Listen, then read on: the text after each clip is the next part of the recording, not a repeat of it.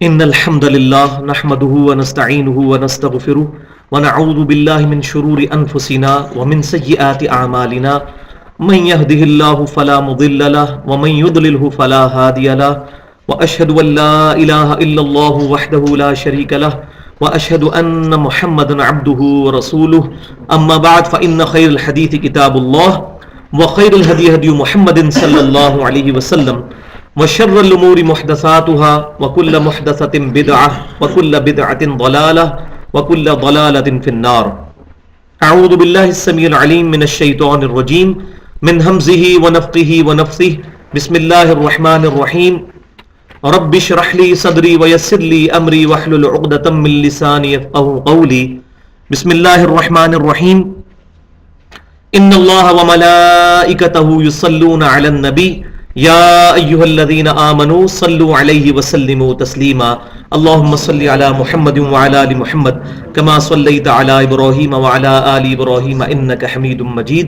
اللهم بارك على محمد وعلى آل محمد كما باركت على إبراهيم وعلى آل إبراهيم إنك حميد مجيد. آج الحمدللہ حرمین شریفین میں یوم عرفہ تھا، 9 ذی الحجہ 1432 ہجری، اور ظاہر ہماری 8 تاریخ تھی، اور اب عشاء کے بعد کا ٹائم ہے، تو ہمارا بھی جو 9 ذی الحجہ کا جو رات ہے وہ شروع ہو چکی ہے. 5 نومبر 2011 ہے آج. امام کائنات سید الاولین والآخرین شفیع المذنبین رحمت للعالمین سیدنا و مولانا امام الانبیاء والمرسلین امام اعظم محمد رسول اللہ صلی اللہ علیہ وآلہ وسلم نے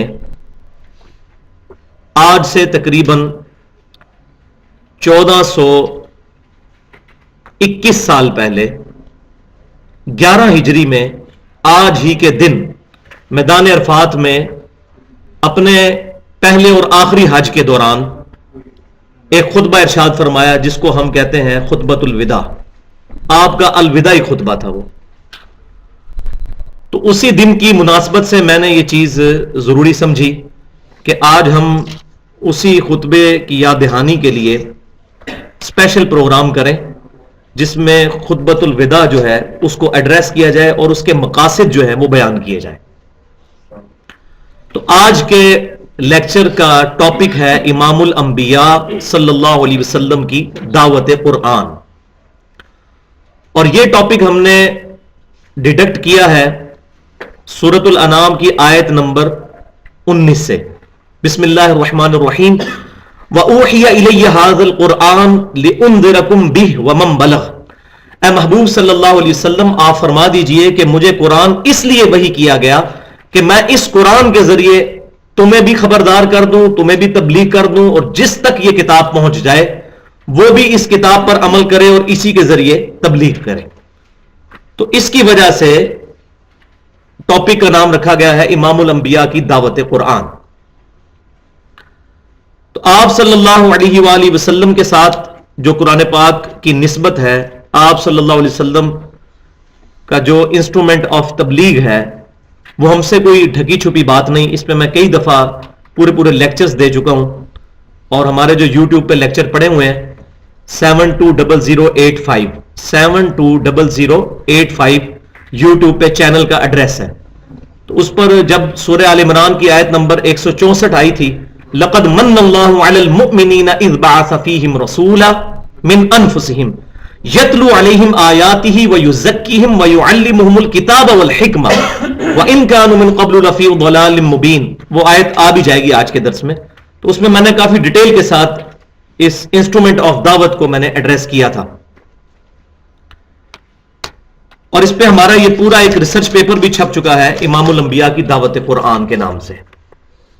اور یہ ریسرچ پیپر اس لیے میں سب کو، جو بھی بھائی آ رہے ہیں نئے، ان کو دیے جا رہے ہیں تاکہ وہ یہ سامنے رکھیں. اس میں جتنی آیات ایڈریس ہوئی ہیں انشاءاللہ اس کو مختصراً بیان کیا جائے گا آج انشاءاللہ.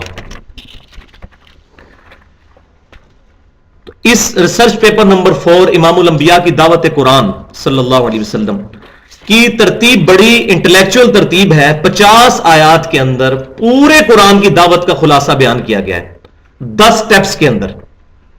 ہر سٹیپ کے اندر کچھ آیات آتی ہیں, ٹوٹل اس کی کاؤنٹنگ بنتی ہے 50.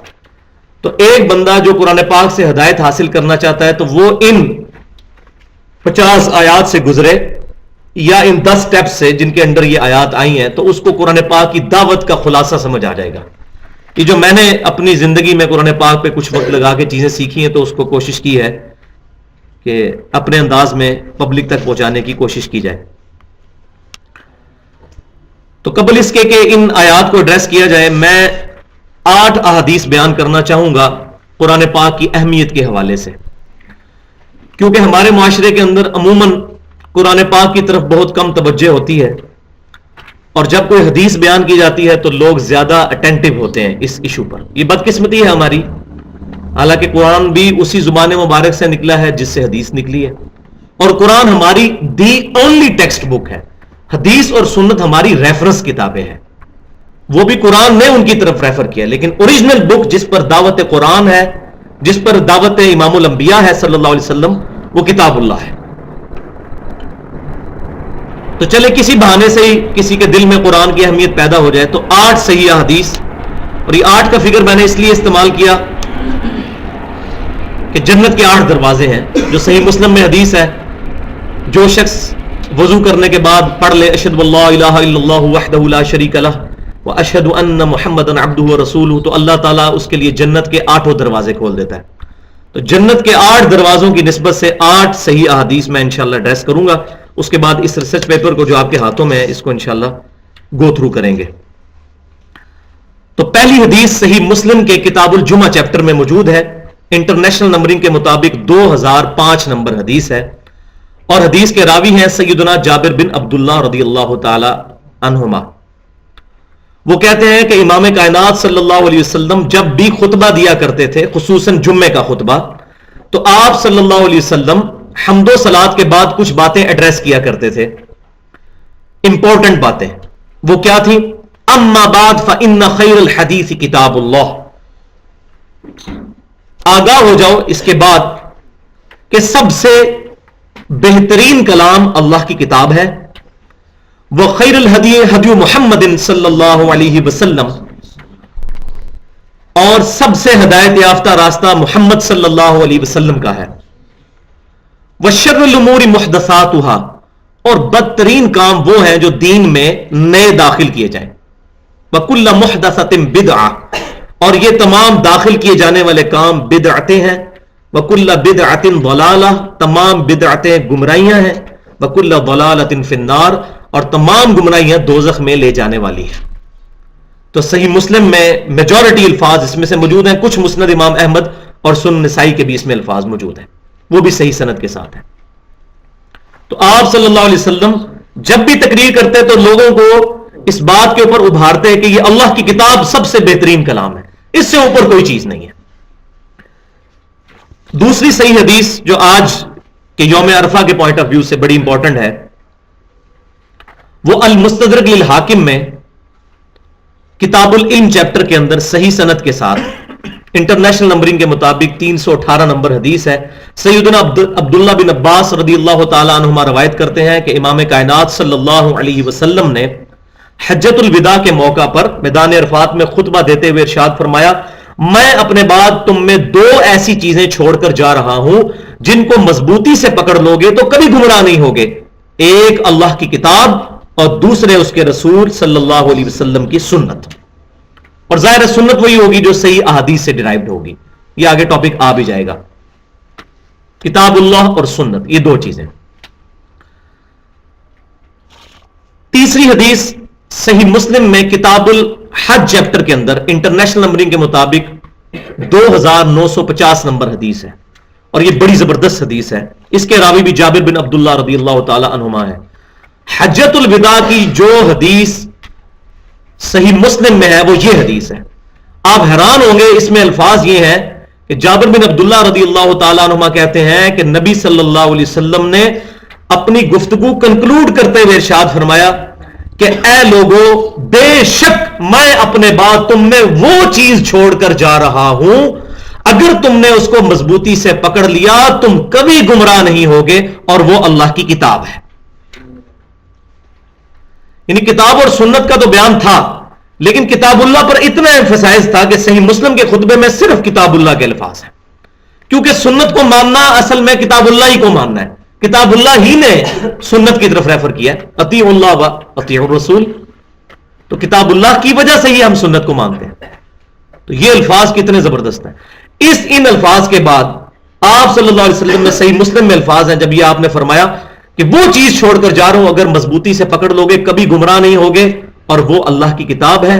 پھر آپ صلی اللہ علیہ وسلم نے صحابہ کرام علیہم رضوان کی طرف متوجہ ہو کر فرمایا کہ کیا میں نے اپنے رب کا پیغام تم تک پہنچا دیا؟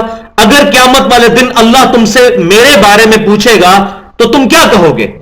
تو تمام صحابہ کرام علیہم رضوان نے بیک زبان یہ بات کہی کہ اللہ کے رسول صلی اللہ علیہ وسلم، آپ نے اللہ کا پیغام پہنچا دیا، اس کا حق ادا کر دیا، اور آپ نے ہماری بڑی خیر خواہی فرمائی۔ پھر آپ صلی اللہ علیہ وسلم نے اپنی شہادت کی انگلی بلند کی آسمان کی طرف، ایک دفعہ آسمان کی طرف، پھر نیچے، 3 دفعہ ایسے آپ نے کیا، اور کہا اللہم اشہد اللہم اشہد اللہم اشہد، اے اللہ گواہ رہنا، اے اللہ گواہ رہنا، اے اللہ گواہ رہنا۔ تو آپ صلی اللہ علیہ وسلم نے اللہ تعالیٰ کو گواہ بنا لیا اس بات پر کہ امت محمدیہ صلی اللہ علیہ وسلم نے یہ بات ایکسپٹ کر لی کہ آپ صلی اللہ علیہ وسلم نے دعوت قرآن ان تک پہنچا دی ہے۔ چوتھی حدیث صحیح بخاری اور صحیح مسلم کی متفق علیہ حدیث ہے۔ صحیح بخاری کے کتاب الفضائل قرآن چیپٹر میں انٹرنیشنل نمبرنگ کے مطابق 4981 نمبر حدیث ہے، اور صحیح مسلم کے کتاب الایمان میں انٹرنیشنل نمبرنگ کے مطابق 385 نمبر حدیث ہے، اور راوی ہیں سیدنا ابو ہریرہ رضی اللہ تعالیٰ عنہ کہ نبی صلی اللہ علیہ وسلم نے فرمایا کہ اللہ تعالیٰ نے تمام انبیاء کو کوئی نہ کوئی معجزے دیے تھے جس کی وجہ سے لوگ ان انبیاء پر ایمان لایا کرتے تھے، اور مجھے اللہ تعالیٰ نے سب سے بڑا معجزہ دیا ہے، وحی کا معجزہ، قرآن کا معجزہ، اور میں اللہ سے امید کرتا ہوں کہ سب سے زیادہ قیامت والے دن ایمان لانے والے لوگوں کی تعداد میری امت سے ہوگی۔ اور وہ ہمیں پتہ ہے صحیح بخاری اور مسلم کی متفق علیہ حدیث ہے کہ امام کائنات صلی اللہ علیہ وسلم نے فرمایا کہ جنتیوں کا نصف امت محمدیہ سے ہوگا صلی اللہ علیہ وسلم۔ کیوں؟ کہ اس امت کا معجزہ بہت بڑا ہے، کتاب اللہ بہت بڑا معجزہ ہے۔ وہاں سے مجھے قرآن پاک بھی پکڑا دیجیے گا کوئی ایک سا۔ تو یہ اتنا بڑا معجزہ ہے کہ اس کی وجہ سے اس امت کی تعداد قیامت والے دن تمام امتوں سے بڑھ کر ہوگی۔ بلکہ سنن ابن ماجہ میں صحیح حدیث یہ بھی موجود ہے کہ جنتیوں کی 120 میں سے 80 صفیں میری امت سے ہوں گی، نبی صلی اللہ علیہ وسلم نے ارشاد فرمایا۔ اور آج ہم نے پریکٹیکل یہ چیز دیکھ بھی لی ہے۔ 11 ستمبر 2001 کے بعد صرف 9 مہینے کے اندر 34,000 امریکنز نے اسلام قبول کیا ہے، قرآن پاک کا ترجمہ انگریزی میں پڑھ کر، کسی مولوی کی تقریر سن کے نہیں، قرآن کا ترجمہ انگریزی میں پڑھ کر۔ یہ پلین ٹروتھ میگزین ہے امریکہ کا، اس کے فگرز ہیں۔ اور آپ کو یاد ہوگا کلنٹن 2007 میں جب آیا تھا پاکستان، اس نے جیو کو انٹرویو دیتے ہوئے کہا تھا اسلام is the fastest growing religion ان امریکہ، امریکہ میں سب سے تیزی کے ساتھ پھیلنے والا دین اسلام ہے۔ اور وہ پریڈکٹ کر رہے ہیں کہ 2050 تک مسلمانوں کی تعداد سب سے زیادہ ہو جائے گی امریکہ کے اندر اس قرآن کی وجہ سے۔ تو یہ آج بات کھلی ہے کہ میرا معجزہ سب سے بڑا ہے۔ اور ڈاکٹر اقبال نے بڑی پیاری بات کی تھی کہ میں نے تاریخ سے یہی سبق سیکھا ہے کہ کبھی مسلمانوں نے اسلام یا قرآن کی حفاظت نہیں کی، یہ اسلام اور قرآن تھا جس نے مسلمانوں کی حفاظت کی ہے۔ آج دیکھیں ہم لوگ فیل ہو چکے تھے کریکٹر کے اعتبار سے، اپنے اعمال کے اعتبار سے، اللہ تعالیٰ نے غیر مسلموں کو قرآن کی وجہ سے ہدایت دے دی ہے، اور دعوت و تبلیغ کا کام شروع ہو گیا ہے۔ ایک ایک بندہ کرسچنز کے ٹیمپلز میں جا کے دعوت پیش کر رہا ہے، جو انہی کے پریسٹ جو ہیں جیوز کے اور کرسچنز کے مسلمان ہو کر، ایون ہندو بھی مسلمان ہو رہے ہیں قرآن پاک کا ترجمہ پڑھ کر۔ یہ اب ہماری بدبختی ہے کہ سب کانٹیننٹ کے اندر مولوی ہمیں یہ پڑھاتا ہے قرآن حدیث ڈائریکٹ نہ پڑھنا گمراہ ہو جاؤ گے۔ کیوں؟ اس کو پتا ہے جب قرآن پڑھے گا تو ہمارے والے عقیدے نہیں رکھے گا، جب صحیح بخاری اور صحیح مسلم پڑھ لے گا پھر نماز ہمارے طریقے سے نہیں پڑھے گا۔ اس کو تو ٹینشن پڑ جائے گی، اس کی تو روٹیاں بند ہوں گی۔ 5ویں حدیث صحیح مسلم میں کتاب الفضائل چیپٹر میں، یہ میری فیورٹ 3 حدیث ہے احادیث میں سے، اسی لیے ہم نے اپنے منہج پہ بھی حدیث لکھی ہوئی ہے۔ اس کو کہتے ہیں غدیر خم کی حدیث، اور یہ اہل سنت اور اہل تشیع کے درمیان کامن حدیث ہے، غدیر خم کی حدیث۔ صحیح مسلم کتاب الفضائل انٹرنیشنل نمبرنگ کے مطابق 4 سندیں ہیں، 6225، 6226، 6227 اور 6228، اور احادیث کے راوی ہیں سیدنا زید بن ارقم رضی اللہ تعالیٰ عنہ۔ وہ کہتے ہیں کہ نبی صلی اللہ علیہ وسلم حجۃ الوداع سے جب واپس آ رہے تھے تو مکے اور مدینے کے درمیان ایک خم نامی گاؤں تھا، غدیر خم، جہاں آپ صلی اللہ علیہ وسلم نے روٹین سے ہٹ کر سب لوگوں کو جمع کیا، اونٹ کے پالان کا ممبر بنایا گیا، آپ صلی اللہ علیہ وسلم اس ممبر پر چڑھ کر آپ صلی اللہ علیہ وسلم نے خطبہ ارشاد فرمایا،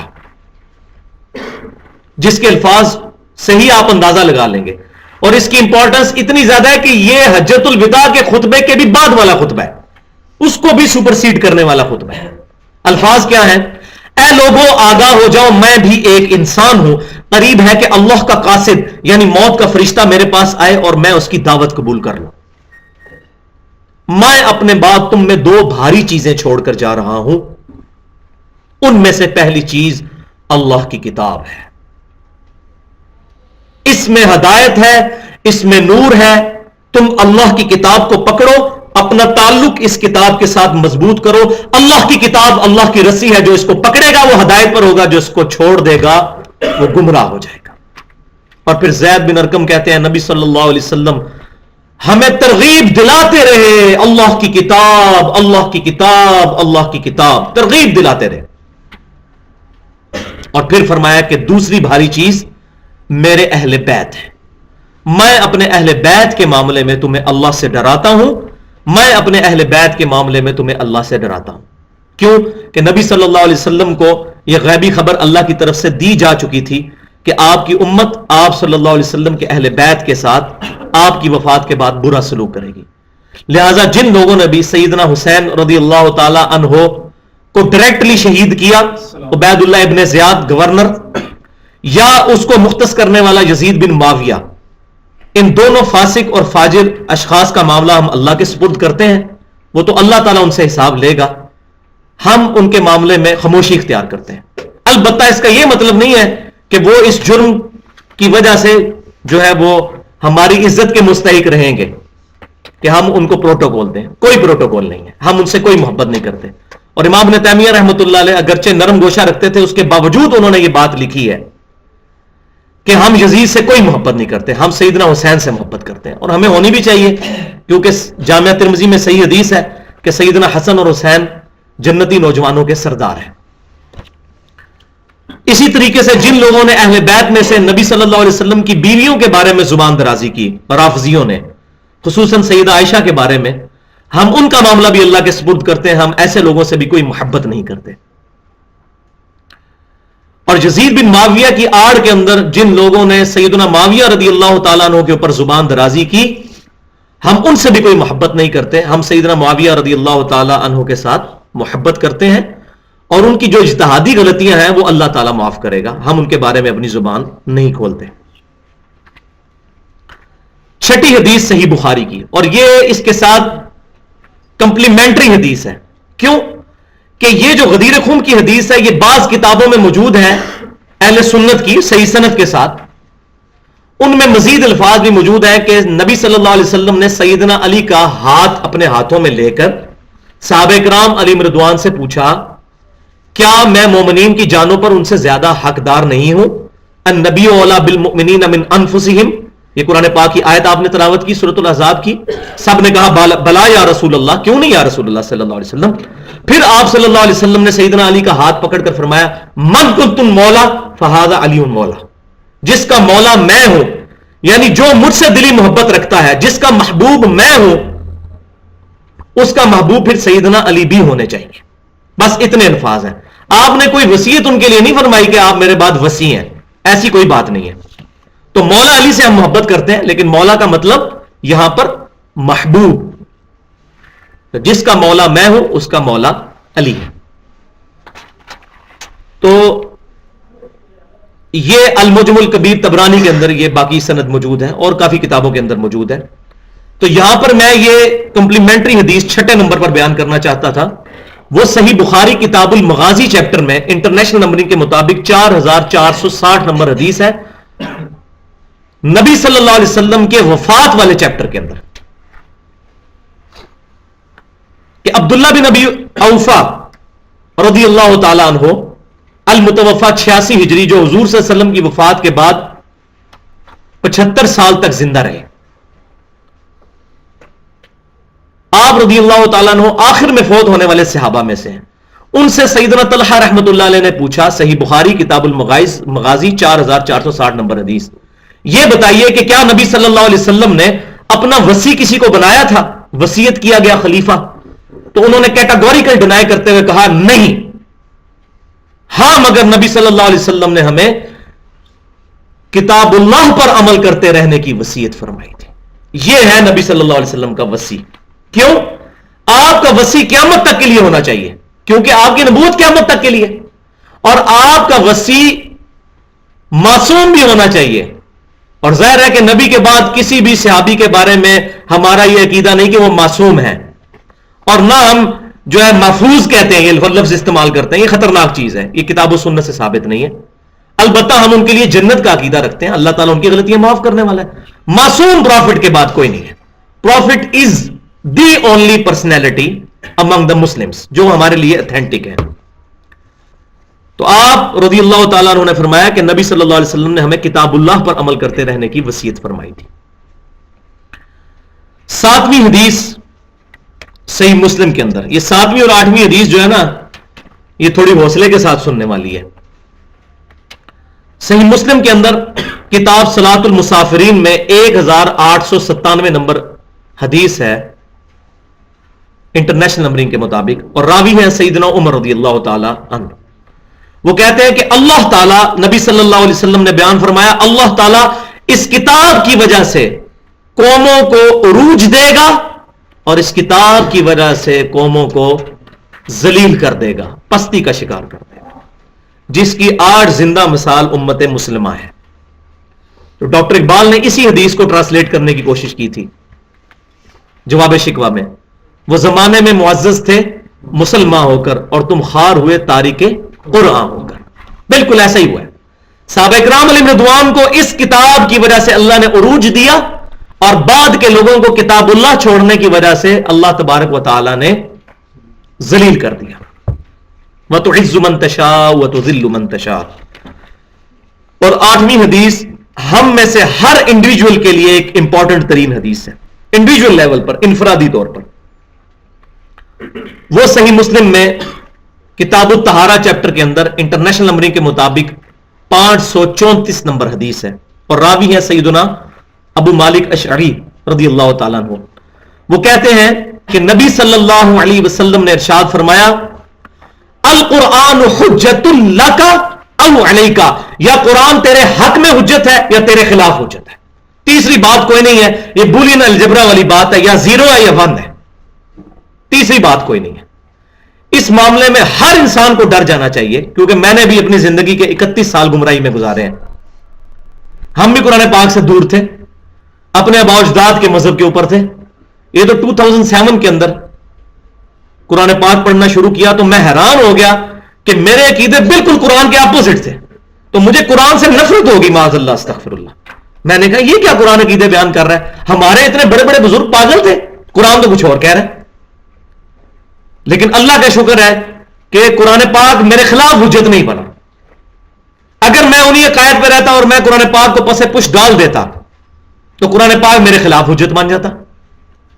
تو ہر مسلمان کو ہر وقت تیار رہنا چاہیے, کوئی قرآن کی آیت یا صحیح حدیث میرے تک پہنچے تو میں اپنے آپ کو اس کے مطابق کر دوں, تاکہ وہ میرے خلاف حجت نہ بنے, میرے خلاف اللہ کے لیے دلیل نہ بن جائے.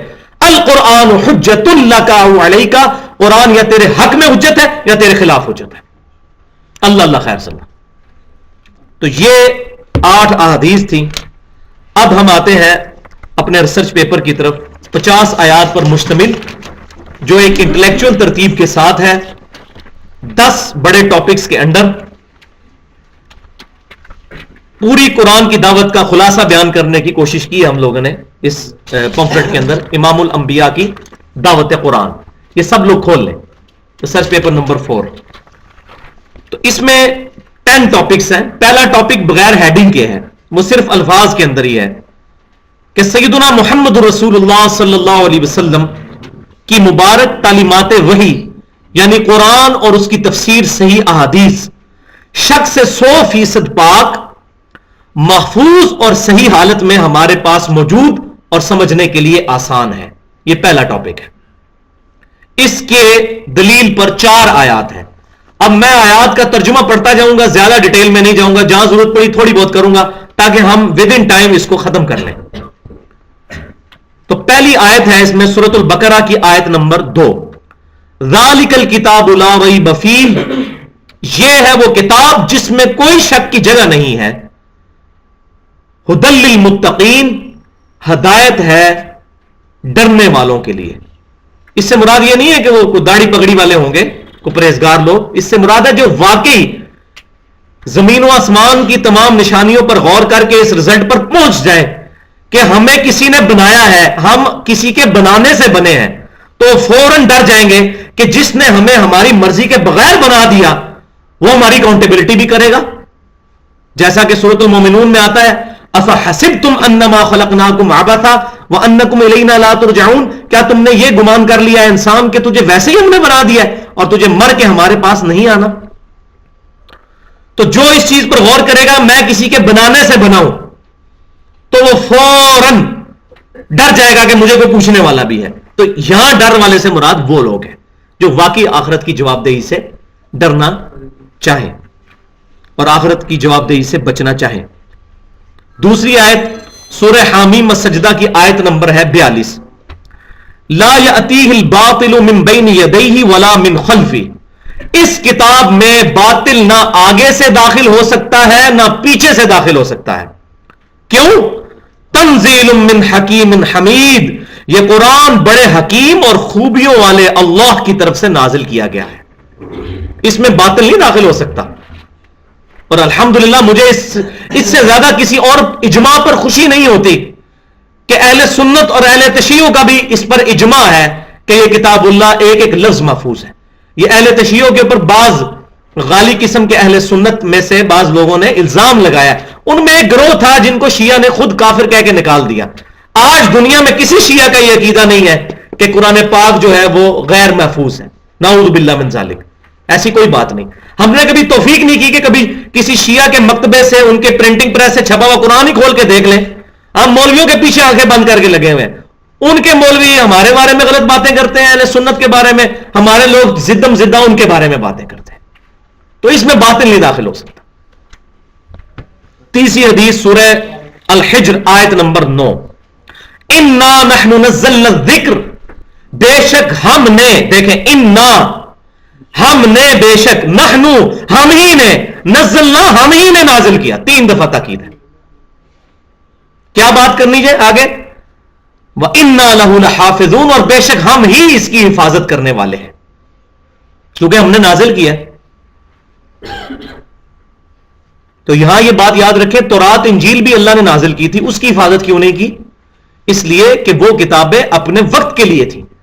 اس کتاب نے as an equivalent of prophet نبی صلی اللہ علیہ وسلم کے متبادل کی حیثیت سے قیامت تک امت کے لیے رہنما کی صورت میں رہنا تھا. کیونکہ آپ خاتم النبیین ہیں تو ختم نبوت کی وجہ سے اگر یہ کتاب بھی تبدیل ہو جاتی تو ہم کسی اور نبی تک تو پہنچ نہیں سکتے تھے بغیر کتاب کے. آپ صلی اللہ علیہ وسلم تک پہنچے کا وہی ذریعہ یہ کتاب ہی ہے. اگر یہ بھی ٹیمپر ہو جاتی تو نبی نے تو آنا کوئی نہیں تھا، تو ہم لوگ گمراہی کا شکار ہو جاتے. تو اللہ نے کتاب محفوظ کر دی، نبیوں کا سلسلہ ختم کیا تو کتاب محفوظ کر دی. وہاں اگر امتیں ٹیمپر کرتی تھی کتابیں تو اللہ تعالیٰ پیغمبروں کو بھیجتا تھا، جیسے سیدنا عزیر علیہ السلام آئے تھے، انہوں نے پھر تورات اپنی یاداشت مرتب کر دی تھی. لیکن اب تو کسی پروفٹ نے نہیں آنا. ہاں جھوٹے آئیں گے انبیاء، بخاری مسلم کی متفق الحدیث ہے قیامت سے پہلے 30 جھوٹے دجال پیدا ہوں گے جو یہ دعویٰ کریں گے کہ ہم اللہ کے نبی ہیں. اور سنن نبی داؤد کے مزید آگے الفاظ موجود ہیں. آپ صلی اللہ علیہ وسلم نے فرمایا انا خاتم النبیین لا نبی عبادی. جامعہ ترمذی میں بھی حدیث موجود ہے, میں خاتم النبیین ہوں, خاتم بھی ہوں اور خاتم بھی, دونوں, میرے بعد کوئی نبی نہیں. تو آپ صلی اللہ علیہ وسلم کی ختم نبوت کا تقاضا تھا یہ کتاب قیامت تک کے لیے محفوظ ہوتی. یہ وجہ ہے اس کی, ٹیکنیکل ریزن. تو یہ آیت, اس کے بعد ایک آیت جو 4 دفعہ ایک سورت میں ریپیٹ ہوئی ہے, اور یہ قرآن کا اسلوب ہے کہ ایک سورت میں اگر 2 دفعہ بھی کوئی آیت ریپیٹ ہو جائے وہ بہت امپورٹنٹ ترین ٹاپک ہوتا ہے, 2 دفعہ بھی ہو جائے. جیسے ایک سورت میں ہی ان اللہ لا یغفر ان یشرک بہ ویغفر ما دون ذلک لمن یشاء, بے شک اللہ تعالیٰ اس گناہ کو کبھی معاف نہیں کرے گا کہ اللہ کے ساتھ کسی نے شرک کیا, اس کے علاوہ جتنے گناہ ہیں اگر چاہے گا تو معاف کر دے گا. یہ آیت 2 دفعہ ریپیٹ ہوئی. تو یہ آیت جو اب پڑھنے لگے ہیں سورۃ القمر میں 4 دفعہ کم از کم, آیت نمبر 17, آیت نمبر 22, آیت نمبر 32 اور 40. وَلَقَدْ يَسَّرْنَا الْقُرْآنَ لِلذِّكْرِ فَهَلْ مِن مُدَّكِرٍ, اور بے شک ہم نے قرآن سمجھنے کے لیے, نصیحت حاصل کرنے کے لیے آسان کر دیا ہے. ہے کوئی اس کتاب سے نصیحت حاصل کرنے والا؟ قرآن پاک دنیا کی آسان ترین کتاب بھی ہے اور مشکل ترین کتاب بھی ہے.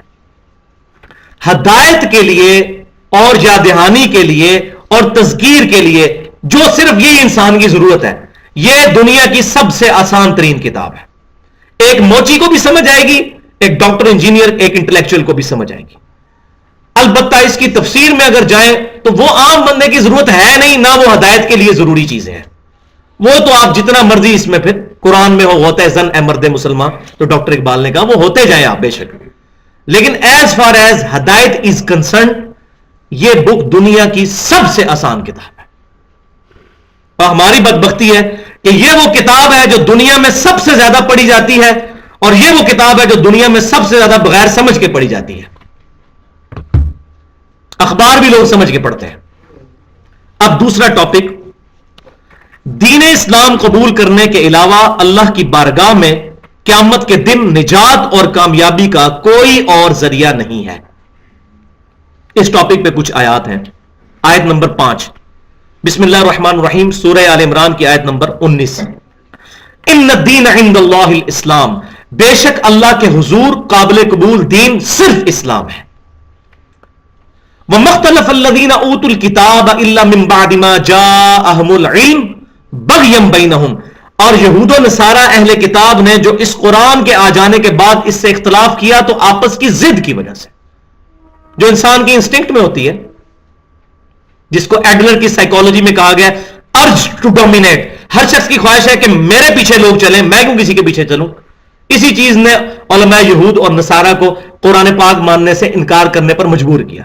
ادروائز آج بھی جو اولڈ ٹیسٹمنٹ ہے تورات میں ڈیوٹرانومی چیپٹر کتاب الاستثناء اس کی باب نمبر 18 کی آیت نمبر 18 موجود ہے کہ اے موسیٰ علیہ السلام, میں تیرے ان امتیوں کے بھائیوں میں سے تیری مانند ایک رسول اٹھاؤں گا, اس کے منہ میں اپنا کلام ڈالوں گا, وہ اپنی خواہش نفس سے کچھ نہیں کہیں گے, وہ وہی کہیں گے جو میں ان کو وہی کروں گا. یہ نبی صلی اللہ علیہ وسلم کے بارے میں پریڈکشن ہے, کیونکہ حضرت عیسیٰ علیہ السلام اگرچہ موسیٰ علیہ السلام کے بعد آئے لیکن حضرت موسیٰ علیہ السلام کی مانند نہیں ہے وہ, کیونکہ ان کی نیچرل ڈیتھ نہیں ہوئی اور ان کی زندگی میں بہت تھوڑے لوگ ان پر ایمان لائے. موسیٰ علیہ السلام پر بہت زیادہ لوگ ایمان لے کر آئے, نبی صلی اللہ علیہ وسلم پر بہت لوگ ایمان لے کر آئے. عیسیٰ علیہ السلام کے والد نہیں تھے, نبی صلی اللہ علیہ وسلم کے والد تھے, حضرت موسیٰ کے بھی والد تھے. تو یہ کافی ساری سملیرٹی موسیٰ علیہ السلام کی حضرت امام کائنات صلی اللہ علیہ وسلم کے ساتھ بنتی ہیں. تو میں نے اس سے ڈیٹیل سے پہلے ایڈریس کی ہوئی ہیں چیزیں. اور دوسرا نیو ٹیسٹمنٹ جو ہے انجیل, اس میں جو گاسپل آف جان ہے, یوحنا کی انجیل باب نمبر 14, وہ نبی صلی اللہ علیہ وسلم کی پریڈکشن کے بارے میں ہے کہ اے میرے حواریوں, میرا دنیا سے تو جانا تمہارے لیے رحمت ہے, میں جب جاؤں گا تو وہ ہستی دنیا میں تشریف لائیں گی, وہ اپنی خواہش نفس سے کچھ نہیں کہیں گے, وہ وہی کہیں گے جو اللہ ان کو وہی فرمائے گا, اور وہ تمہیں میری ہی باتیں یاد کروائیں گے اور وہ دنیا میں میرا نام روشن کریں گے. یہ پریڈکشن صرف نبی صلی اللہ علیہ وسلم کے اوپر پوری اترتی ہے, کیونکہ نبی صلی اللہ علیہ وسلم اور امت محمدیہ صلی اللہ علیہ وسلم کے علاوہ کوئی حضرت عیسیٰ علیہ السلام کو پیغمبر نہیں مانتا. تو اہل کتاب نے اختلاف کیا واضح علم قرآن کے آ جانے کے بعد, بغیم بینہم, آپس کی ضد کی وجہ سے, وَمَن يَكْفُرْ بِآيَاتِ اللَّهِ فَإِنَّ اللَّهَ سَرِيعُ الْحِسَابِ، تو جو کوئی اللہ کے ساتھ آیات کے ساتھ کفر کرے گا اللہ بڑا جلد حساب لینے والا ہے. بڑی دھمکی ہے اس کے اندر. آیت نمبر 6 سورہ آل عمران، آیت نمبر 85. وَمَن يَبْتَغِي غَيْرَ الْإِسْلَامِ دِينًا، جو کوئی بھی اسلام کے علاوہ کسی اور دین کا طلبگار ہوا اور اسی حال میں قیامت والے دن اللہ کے سامنے پیش ہو گیا، فَلَن يُقْبَلَ مِنْهُ وَهُوَ فِي الْآخِرَةِ مِنَ الْخَاسِرِينَ، ہم اس سے اس کا دین کبھی قبول نہیں کریں گے اور وہ شخص خسارہ پانے والوں میں سے ہو جائے گا جو اسلام کے علاوہ کوئی اور دین لے کر اللہ کے حضور قیامت والے دن پیش ہوا. بولے اعوذ باللہ تعالی. آیت نمبر 7 سورۃ الحجر کی آیت نمبر 2. ربما یود الذین کفروا لو کانوا مسلمین، قیامت والے دن وہ وقت بھی آنے والا ہے کہ کافر تمنا کریں گے کاش ہم دنیا میں مسلمان ہوتے. Islam is the only acceptable religion in the sight of Allah. آیت نمبر 8 سورہ آل عمران کی آیت نمبر 102.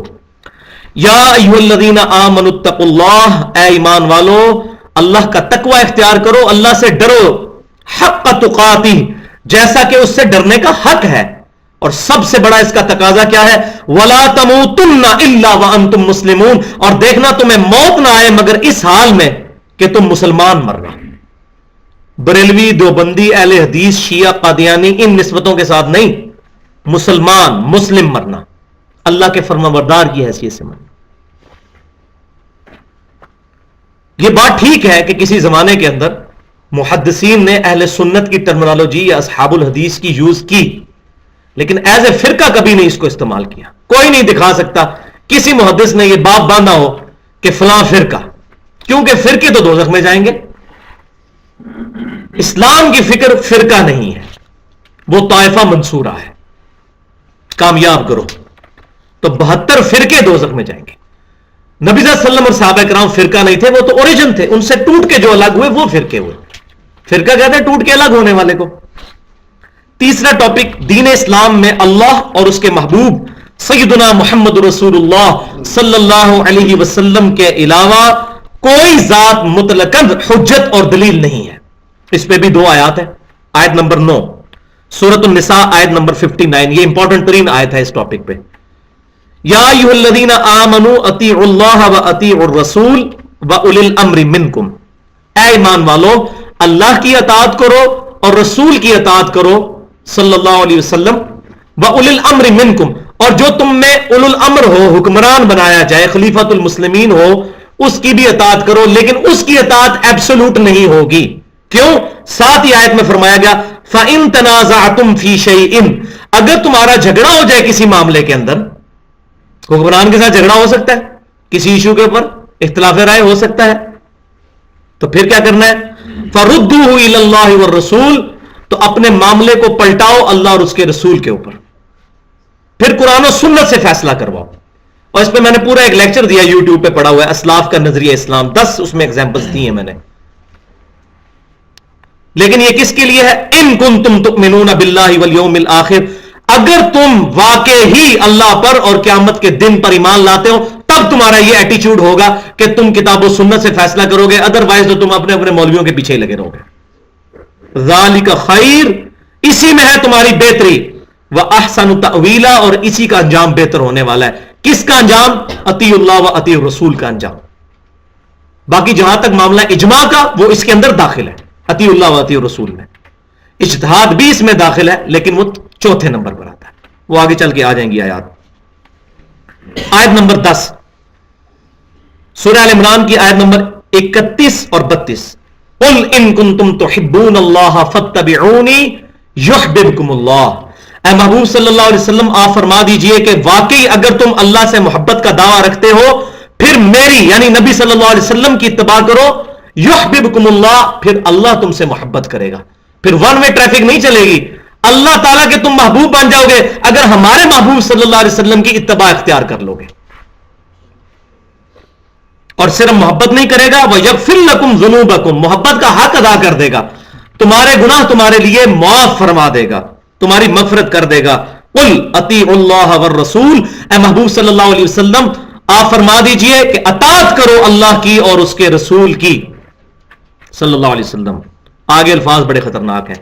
فَإِن تَوَلَّوْا اگر یہ منہ پھیر دیں فَإِنَّ اللَّهَ لَا يُحِبُّ الْكَافِرِينَ وَلِعَاذُ بِاللَّهِ تو بے شک اللہ تعالیٰ ایسے کافروں سے کوئی محبت نہیں کرتا.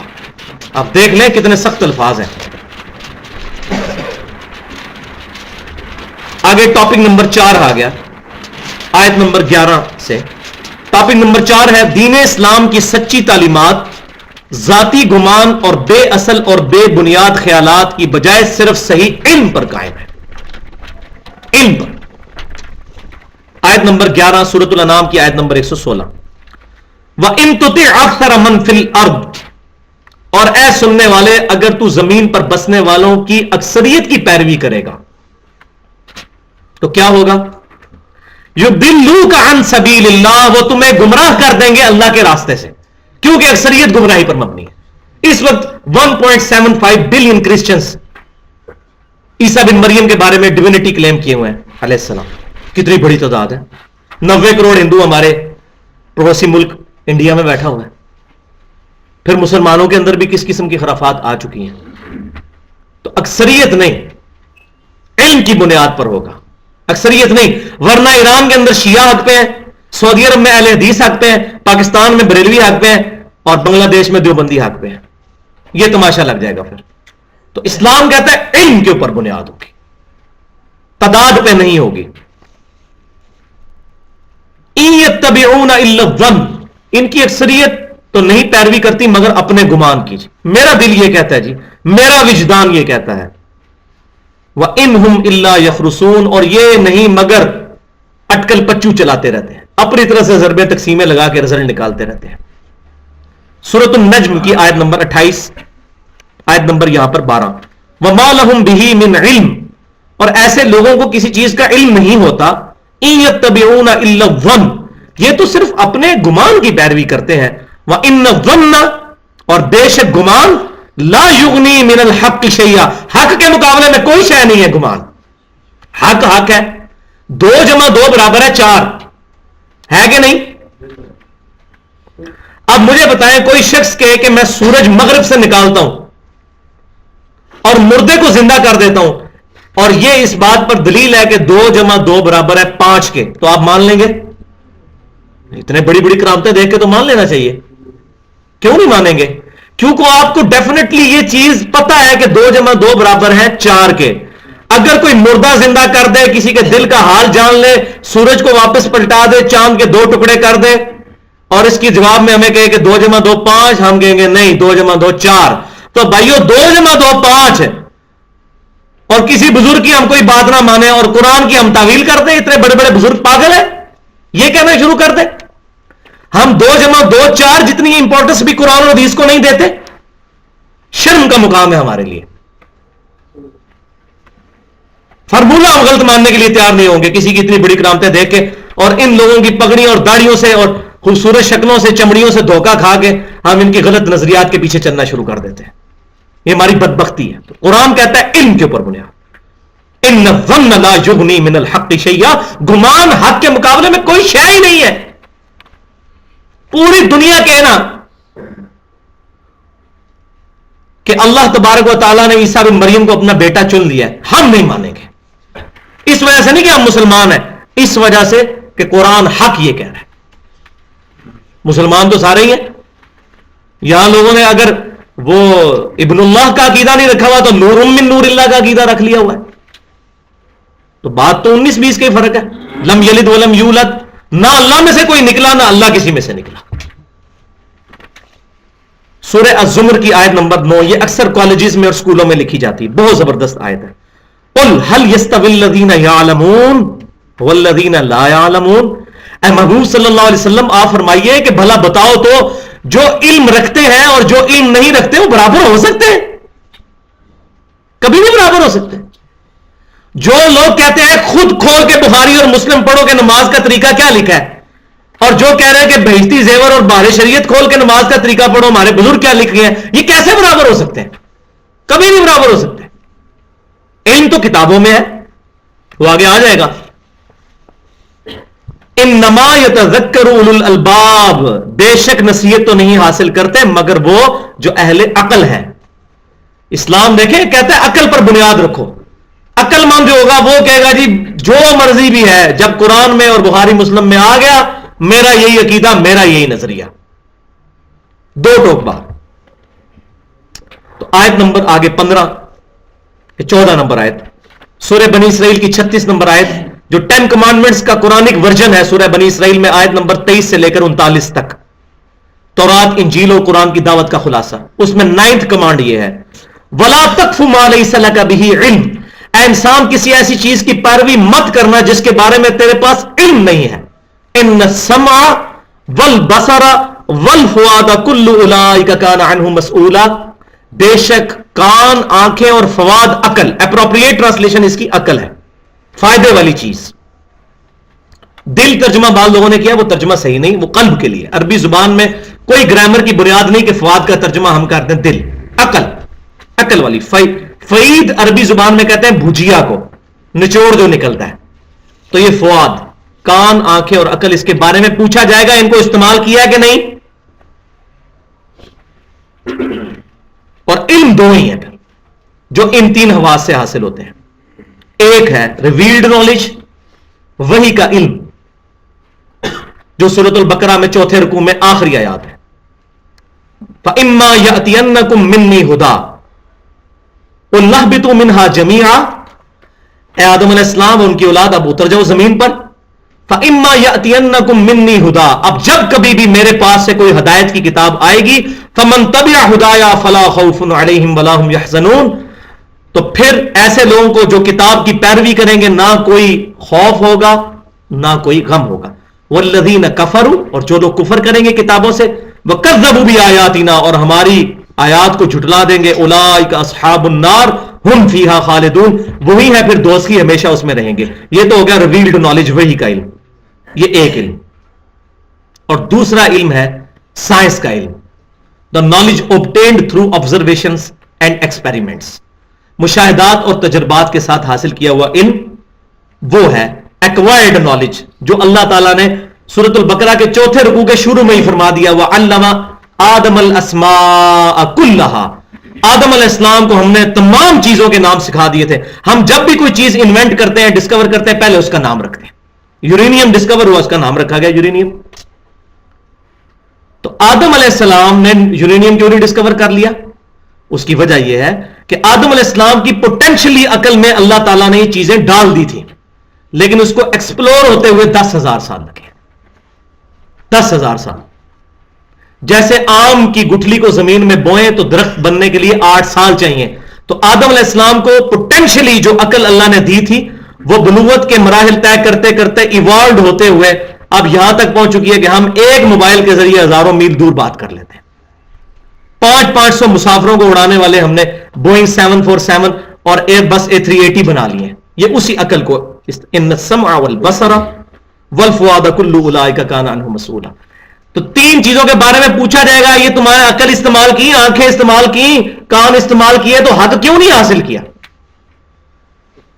5واں ٹاپک ہے دین اسلام، اسی میں 15ویں آیت پہلے 4تھے ٹاپک میں سورہ فاطر کی آیت نمبر 28، انما یخشی اللہ من عبادہ العلماء، بے شک اللہ تعالی کے بندوں میں سے اس کی خشیت اور معرفت اور خوف رکھنے والے وہ لوگ ہیں جو علم والے. ان اللہ عزیز غفور، بے شک اللہ تعالی غالب بخشنے والا ہے. تو علم والے جو ہے وہ اللہ تبارک و تعالیٰ کی معرفت رکھتے ہیں. 5واں ٹاپک، دین اسلام میں تمام علوم کی بنیاد 2 سرچشموں پر ہے. نمبر 1 قرآن اور نمبر 2 سنت. اور سنت وہ جو صحیح احادیث سے، جن کی احادیث کی اسناد صحیح ہوں، ان سے ڈرائیوڈ ہو. تو آیت نمبر 16 اس میں، بسم اللہ الرحمن الرحیم، لقد من اللہ علی المؤمنین اذ بعث فیہم رسولا، بے شک مومنین پر اللہ کا احسان ہوا کہ انہی میں سے ایک رسول کو اٹھایا، من انفسہم، انہی میں سے. اور ان کا منصب کیا ہے؟ یتلو علیہم آیاتہ، وہ اپنی یعنی اللہ تعالیٰ کی آیات ان پر تلاوت کرتے ہیں، وَيُزَكِّيهِمْ، اور اس کے ذریعے ان کو پاک کرتے ہیں، وَيُعَلِّمُهُمُ الْكِتَابَ وَالْحِکْمَةَ، پھر ان کو کتاب اور حکمت کی تعلیم دیتے ہیں. وَإِن كَانُوا مِن قَبْلُ لَفِي ضَلَالٍ مُبِينٍ, اور بے شک اس سے پہلے یہ لوگ کھلی گمراہی میں تھے. کون؟ صحابہ کرام. کتاب اور سنت اور نبی صلی اللہ علیہ وسلم کے آنے سے پہلے صحابہ کرام کھلی گمراہی میں تھے, اور ہم کتاب اور سنت کے آ جانے کے بعد بھی کھلی گمراہی میں ہیں, کیونکہ ہم نے اپنے آپ کو دور رکھا ہوا ان سے. تو کتاب اور سنت کے ساتھ, نبی صلی اللہ علیہ وسلم کے ساتھ رشتہ مضبوط ہوگا تو تب ہم گمراہی سے بچیں گے. تو الحکمہ سے مراد پرائمری تو قرآن ہی ہے, کیونکہ سورہ بنی اسرائیل کی آیت نمبر 39 میں پھر آیا کہ یہ ہے وحی کی باتیں اور حکمت کی باتیں جو ہم آپ کی طرف وحی کرتے ہیں. تو قرآن پہلے نمبر پر حکمت, اور دوسری تمام اہل سنت کی تفاسیر میں حکمت سے مراد سنت ہے.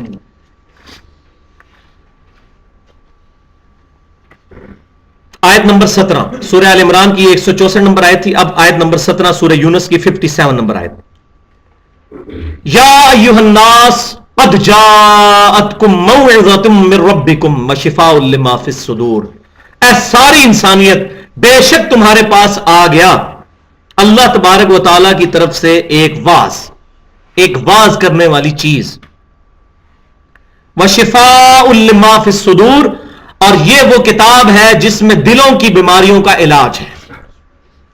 اور دل کی سب سے بڑی روحانی بیماری کیا ہے؟ شرک, اس کا علاج ہے. اور دوسری دنیا پرستی. وَهُدًى وَرَحْمَةٌ لِّلْمُؤْمِنِينَ, اور اگر کوئی ایمان لے آئے گا اس کے لیے تو سراپا ہدایت اور رحمت ہے. سورۃ البقرہ کی آیت نمبر 185. شہر رمضان الذی انزل فیہ القرآن, رمضان کا مہینہ وہ ہے جس میں ہم نے اتارا قرآن, یعنی رمضان کو فضیلت قرآن کی وجہ سے ہے. ہدی للناس, پوری انسانیت کے لیے ہدایت ہے. تو یہاں میں ایڈریس کر دوں, بعض لوگ وہ آیت پڑھتے ہیں یضل بہ کثیرا ویہدی بہ کثیرا, اور کہتے ہیں قرآن پڑھ کے لوگ گمراہ ہو جاتے ہیں, اور قرآن پڑھ کے لوگ ہدایت پا جاتے ہیں, اور اس کو غلط کانٹیکسٹ میں بیان کرتے ہیں. جس کا یہ عقیدہ ہے کہ یہ کتاب گمراہ کر دیتی ہے وہ کافر ہے, پکا کافر ہے. وہ پوری آیت پڑھیں, وما یضل بہ الا الفاسقین, اور وہ پوری بات ہے کہ وہ پورا کانٹیکسٹ چل رہا ہے. وہ کہتے تھے اس کتاب کے اندر مچھر کی مثال کیوں آئی ہے؟ اتنی بڑی کتاب کے اندر اللہ اتنا بڑی ذات, مچھر کی مثال ہے. تو اللہ تعالیٰ نے فرمایا کہ ہمارا مقصد کو اپنا علم جھاڑنا نہیں ہے, بات لوگوں کو سمجھانا ہے, چاہے کسی مثال سے سمجھ آئے. اور اللہ تعالیٰ نے پھر جلالن ارشاد فرمایا کہ, اور پھر پورا فرمایا کہ ایمان والے تو یہ جانتے ہیں کہ یہ کتاب اللہ کی طرف سے ہے, اور یہ جو بے ایمان لوگ ہیں جو جان بوجھ کے حجت بازیاں کرتے ہیں ان پر اللہ تعالیٰ نے غصے میں یہ بات ارشاد فرمائی, ہاں یہ ہم نے اس لیے نازل کیا ہے کہ ایمان والوں کا ایمان مزید مضبوط ہو, وہ ہدایت پا جائے, اور تمہارے جیسے فاسق لوگ گمراہ ہوں اس کا انکار کر کے. جو کتاب کو پکڑے گا وہ اس میں داخل نہیں ہے, وہ کتاب کو مانتے نہیں تھے, اس لیے اللہ نے فرمایا یہ گمراہ ہو گئے ہیں. علم بس کریو یار, عجیب و غریب قسم کی باتیں کی ہوئی ہیں. تو یہ وہ فاسق تھے جنہوں نے کتاب اللہ چھوڑ دی تھی مذاق اڑا کے. کہیں قرآن میں یہ نہیں ہے کہ قرآن پڑھ کے کوئی گمراہ ہو جائے گا, یہ کہیں قرآن میں نہیں لکھا ہوا. ہدی للناس, پوری انسانیت کے لیے ہدایت ہے یہ کتاب. یہ بہت بڑا ظلم ہوا ہے ہمارے معاشرے کے اندر. اور وہ کہتا ہے جی ہدی للمتقین ہے, پرہیزگاروں کے لیے. میں نے بتا دیا پرہیزگار کا مطلب یہ داڑھی پگڑی نہیں ہے, اس سے مراد ہے جو واقعات کی جواب دہی سے ڈرنا چاہے, accountability of day of judgment. اور یہاں تو وہ بھی مسئلہ ختم ہو گیا, ہدی للناس آ رہا ہے, پوری انسانیت کے لیے ہدایت ہے. یہاں تو کوئی چکر ہی نہیں ہے, ہدی للمومنین ہے ہی کوئی نہیں ہے اس میں. تو وبینات من الہدی والفرقان, اور اس کتاب کے اندر روشن دلائل ہیں ہدایت کے, والفرقان, اور یہ حق اور باطل میں تمیز کرنے والی کتاب ہے. Old testament, new testament, and now this is final testament, جس پر اولڈ ٹیسٹیمنٹ اور نیو ٹیسٹیمنٹ کو پرکھا جائے گا حق اور باطل میں. اور جس پر نازل ہوئی وہ بھی الفرقان ہے. صحیح بخاری کے اندر حدیث موجود ہے, نبی صلی اللہ علیہ وسلم نے فرمایا محمد فرق بین الناس, محمد صلی اللہ علیہ وسلم لوگوں میں حق اور باطل میں فرق ہے. جو کہتا ہے میرا امام محمد رسول اللہ صلی اللہ علیہ وسلم, اس کا ایمان ٹھیک ہے, اور جو اس کو چھوڑ کے کسی نے دوسری صدی, کسی نے تیسری صدی, کسی نے 7ویں صدی, کسی نے 14ویں صدی کے مولویوں کو اپنا امام میں مطلق مان لیا ہوا ہے پروفٹ کے مقابلے پر, تو وہ اپنے ایمان کی فکر کرے. آیت نمبر 18, یہ 185 نمبر آیت تھی سورۃ البقرہ کی. اب آیت نمبر 19, سورۃ الاحقاف کی 4 نمبر آیت. یہ منکرین سنت اور منکرین حدیث کے لیے قرآن پاک میں سمجھے ایٹم بم کی طرح ہے، ان کے اوپر گرتی ہے.